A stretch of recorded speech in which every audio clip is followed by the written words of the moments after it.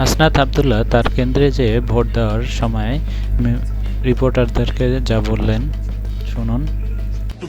এটা আমার জীবনে আমার প্রথম ভোট।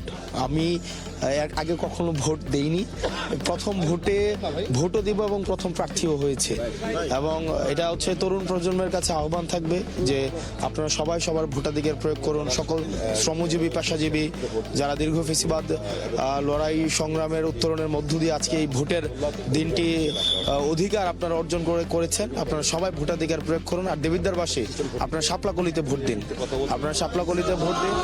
ইনশাল্লাহ আমরা আপনার প্রতিনিধি হয়ে, আপনার কণ্ঠস্বর হয়ে সংসদে আপনার প্রতিনিধিত্বই আমরা করবো ইনশাল্লাহ।